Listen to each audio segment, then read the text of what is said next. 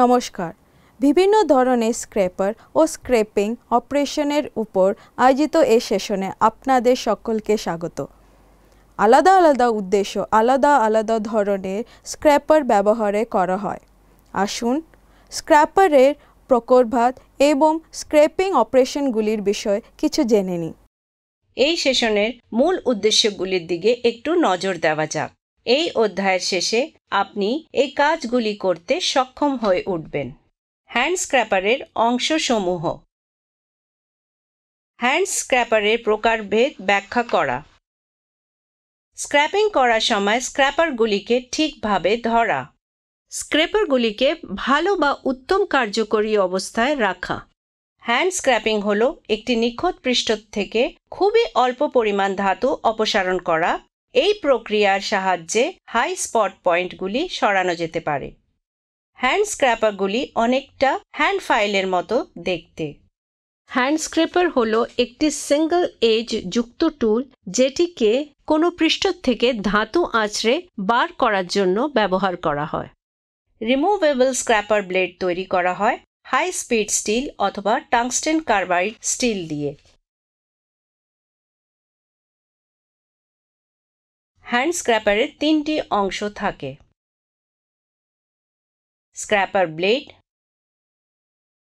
Shaft এবং handle.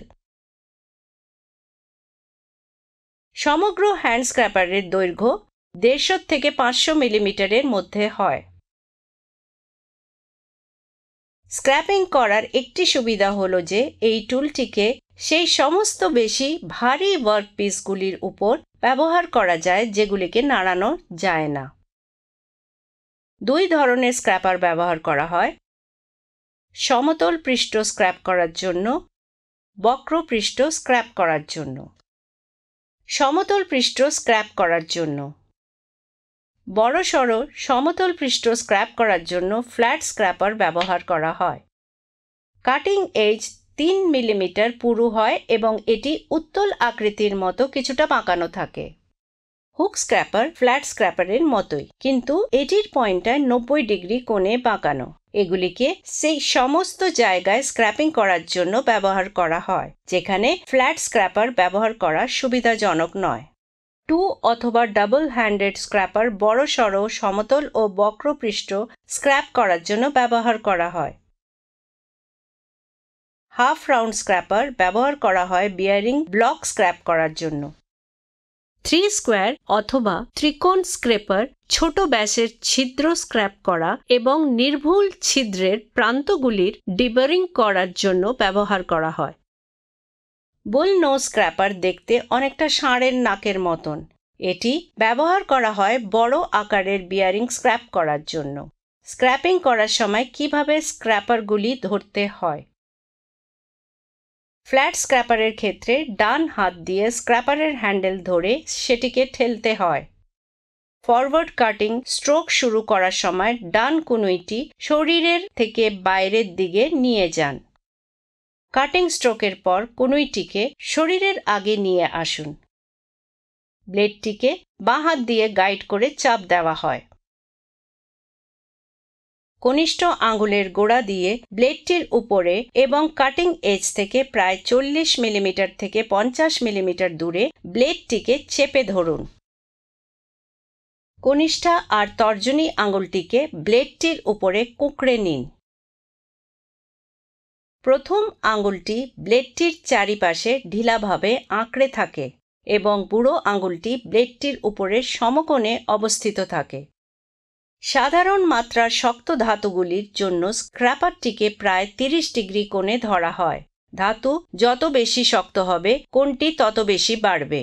ধাতু যত নরম হবে কোণটি তত কমবে। একদিকে স্ক্র্যাপ করে নেওয়া এবং সারফেস প্লেট টেস্ট করার পর স্ক্র্যাপিং করার অভিমুখটি 90 ডিগ্রি ঘুরিয়ে নিন। স্ক্র্যাপারের যত্ন ও রক্ষণাবেক্ষণ। স্ক্র্যাপারগুলিকে অবশ্যই ধারালো করে ভালো অবস্থায় রাখতে হবে। কাটিং এজটিকে রাবার অথবা চামড়ার খাপ দিয়ে ঢেকে রাখুন। ব্যবহার করার পরে মরিচা রোধ করার জন্য কাটিং এজের উপর গ্রিস প্রয়োগ করুন। স্ক্র্যাপারটির বেঞ্চ থেকে পড়া উচিত নয়। অন্যান্য টুলের সঙ্গে মেশাবেন না।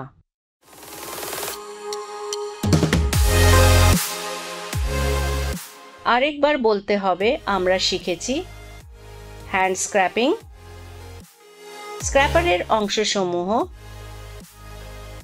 স্ক্র্যাপারের প্রকারভেদ এবং সেগুলির ব্যবহার, স্ক্র্যাপিং করার সময় কিভাবে স্ক্র্যাপারগুলি ধরতে হয়, স্ক্র্যাপারের যত্ন ও রক্ষণাবেক্ষণ। বিভিন্ন ধরনের স্ক্রেপার ও স্ক্রেপিং অপারেশনগুলির বিষয়ে এতটাই বলার ছিল। আশা করছি যে আপনারা সবকটি কনসেপ্ট এবং এক্সারসাইজগুলি বুঝেছেন। পরের সেশনে আবার দেখা হবে।